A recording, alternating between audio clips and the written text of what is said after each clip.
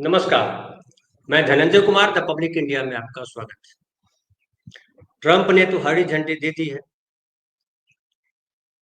उनका इंतजार किया जा रहा है कि जब जैसे ही ट्रंप कहेंगे कि फायर, और ईरान पर अमेरिका फायर कर देगा। ये ट्रंप साहब की तैयारी है और कहा जा रहा है कि डोनाल्ड ट्रंप ने ईरान पर हमले की प्लानिंग को मंजूरी दे दी है। अब सिर्फ एक्शन का इंतजार है। द वॉल स्ट्रीट जर्नल है, उसकी एक रिपोर्ट के मुताबिक हमले का आदेश देने से पहले वो ये देखना चाहते हैं कि ईरान अपने न्यूक्लियर प्रोग्राम को छोड़ता है या नहीं। लेकिन ये कैसे देखेंगे ट्रंप साहब? तो दूसरी तरफ आपको पता ही है कि ईरान के जो मुखिया है खुमैनी साहब, उन्होंने कल खुद कहा था कि ईरान झुकने वाला नहीं है। लेकिन फिर कल खबर आई कि जो ईरानी विदेश मंत्री है उनके, वो चाह रहे हैं कि ट्रंप से बात हो और मामला जो है कहीं समझौते पे आए। और ये केवल ईरानी विदेश मंत्री नहीं चाह रहे हैं, ट्रंप भी चाह रहे हैं। ट्रंप भी चाह रहे हैं युद्ध न हो, क्योंकि ट्रंप के देश के लोग, जो अमेरिका के लोग हैं, आधे से ज्यादा लोग चाहते हैं अमेरिका युद्ध में न फंसे। और ट्रंप जो आए थे वो इसी शर्त पर आए थे, इस एक वादा ये भी था कि दुनिया को हम जंग से बचाएंगे और अमेरिका को जंग से बाहर रखेंगे। और ये भी कहा था उन्होंने कि ये जो जंग चल रही है यूक्रेन और रसिया की, उसको खत्म करेंगे। इसराइल को और गजा पट्टी में जो चल रहा है उसको खत्म करेंगे। लेकिन कुछ और होता दिख रहा है। लेकिन फिर भी पूरी दुनिया के देश जो है अब इस जगह पे आए हैं कि नहीं, ये युद्ध नहीं होना चाहिए। और हालांकि दोनों तरफ से तनातनी बरकरार है, किसी भी क्षण कुछ भी हो सकता है। क्योंकि इन दिनों जो हो रहा है उसमें ये दिख रहा है कि अहंकार सबसे ज्यादा दिख रहा है। और जिस तरह से इसराइल ने किया है ईरान पे हमला, वो तमाम देशों को चौंका रहा है। और नेतन्याहू ने जिस तरीके का बयानबाजी किया, जिस तरह से ट्रंप बोल रहे हैं लगातार, ऐसा लगा कि धमका करके ईरान को संधि पत्र पर साइन करवाना चाहते हैं। शुरुआत में लगा कि ईरान कमजोर पड़ रहा है, लेकिन धीरे धीरे फिर जो है चीन ने बयान दिया, फिर जो है पुतिन ने बयान दिया, और फिर ईरान एक बार जो है सख्त बयान दे सका। लेकिन अब एक बार फिर दिखाई पड़ रहा है, जिससे लग रहा है कि डायलॉगबाजी हो गई, लेकिन आगे नहीं होना चाहिए। क्योंकि अगर ये अमेरिका युद्ध में उतरता है तो उसका परिणाम बहुत घातक होने वाला है। थर्ड वर्ल्ड वार की जो बात की जा रही है, और इस बार जो थर्ड वर्ल्ड वार होगा, क्योंकि परमाणु संपन्न राष्ट्र हैं कई, और वैसी स्थिति में बड़ी मुश्किल हो जाएगी। इस बीच देखिए, पुतिन ने ट्रंप से कहा है कि आप यूक्रेन का जंग बाद में खत्म कीजिएगा, पहले इजराइल और ईरान का मसला सुलझाना जरूरी है। और कल उन्होंने बात की थी पुतिन ने, और उस पर पुतिन ने हालांकि कहा था कि मैं मध्यस्थ बनने को तैयार हूं। लेकिन ट्रंप ने इस बात को ठुकरा दिया, और ट्रंप ने कहा कि मध्यस्थता करने की पेशकश पुतिन ने की, लेकिन मैंने उनसे कहा कि पहले अपना ही मसला सुलझा लो।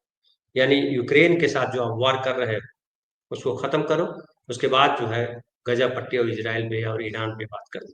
मतलब ट्रंप ने पुतिन को एक तरह से कहिए कि ना कह दिया। दूसरी तरफ जो है पाकिस्तान के जो रक्षा मंत्री हैं ख्वाजा आसिफ, वो जो है चाह रहे हैं कि मुस्लिम देश इकट्ठा हो, और मुस्लिम देश इकट्ठा होकर के इसराइल के खिलाफ जो है खड़े हों और बात करें कि आप युद्ध रोकें। इसके पहले भी खबर आई थी कि 11, क्षमा करेंगे, 21 मुस्लिम देशों ने मिलकर के हस्ताक्षर किया है और अपील की है कि आप जो है युद्ध मत कीजिए, युद्ध को रोका जाए किसी भी तरह से, और हम ईरान के समर्थन में हैं। लेकिन एक बार आता है कि समर्थन में है, फिर आ जाता है कि नहीं, समर्थन में हम नहीं हैं। तो इस तरह की तमाम बातें चल रही है और बड़ा हौच-पौच लग रहा है। मतलब हम लोग भी कई दफा सोचते हैं कि ये क्या बोल रहे हैं, आज हम कुछ बोल रहे हैं, कल फिर कुछ बोल रहे हैं, परसों कुछ बोले थे। लेकिन ये जो हमारे सामने जो घटनाएं घट रही है, उसी के आधार पर हम अपनी बात रखते हैं। क्योंकि कुछ क्लियरिटी नहीं आ रही है। एक बार ट्रंप धमकी देते हैं, दूसरी बार ईरान धमकी देता है, इसराइल धमकी देता है, फिर चीन धमकी देता है, फिर मुस्लिम कंट्रीज धमकी देते हैं। ये तमाम चल रहा है। लेकिन इस बीच एक ये भी बात आ रही है कि मुस्लिम कंट्रीज जो है वो क्या अगर युद्ध होता है तो ईरान के साथ खड़े होंगे? तो कई लोग कह रहे हैं कि जब इराक पे जब हमला हुआ था तो ईरान जो है वो साथ नहीं था और ईरान इराक को बर्बाद होते देखा।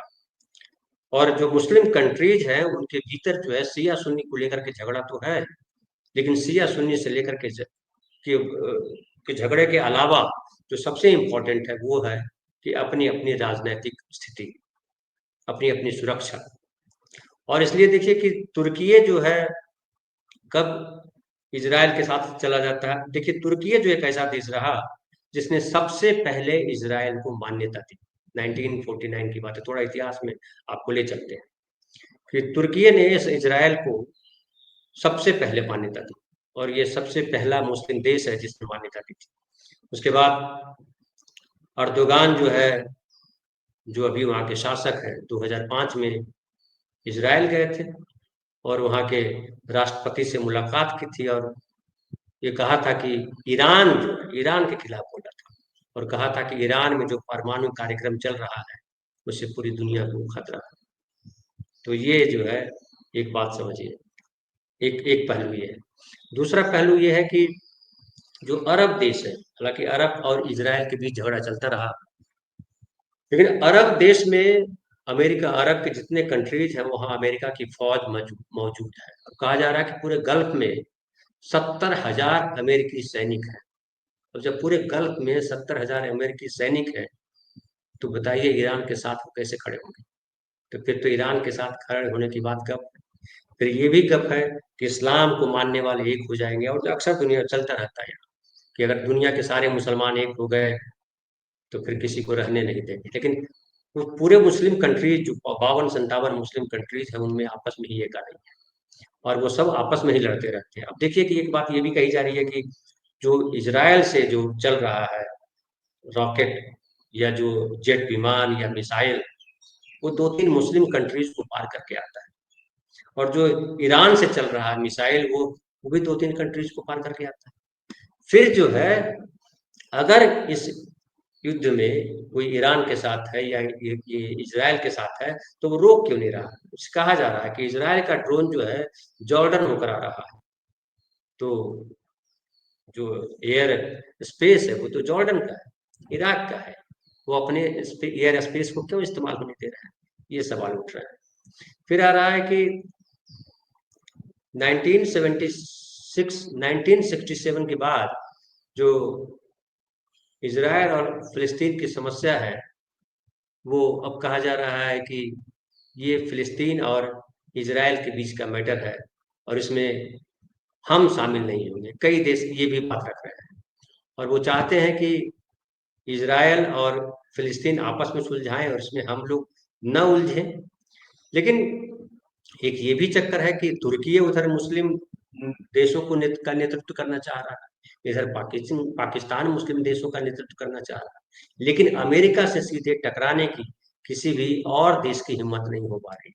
इसलिए एक बार बयान देते हैं ईरान के पक्ष में, दूसरी बार फिर जो है वो जो घटनाएं चल रही है गल्फ में, जो इतनी सारी फौज है वो अमेरिकी फौज है और सवाल उठता है कि क्या अमेरिका जब हमला करेगा, हालांकि अमेरिका कह रहा है कि हम तीनों तरह से हमला करेंगे, हम नौसेना, सेना, वायुसेना, तीनों सेना से हमला होगा।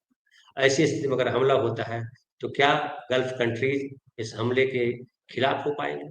ये सबसे बड़ा सवाल है और यहीं पे ईरान कमजोर पड़ जा रहा है। इसलिए जो ईरान के खुमैनी साहब ने जो कहा था, फिर उनके विदेश मंत्री का बयान आ गया कि वो जो है समझौता चाहते हैं। ट्रंप पुतिन की नहीं सुन रहे हैं। अब चीन कितना दबाव बना पाता है ये अपने आप में एक अलग बात है। लेकिन दूसरी बात यह है कि अगर जो स्थिति बन रही है उसमें ट्रंप फाइनली मजबूत होते नजर आ रहा है और ट्रंप अगर मजबूत होते हैं तो ये नुकसान होगा रूस के लिए भी और चीन के लिए भी।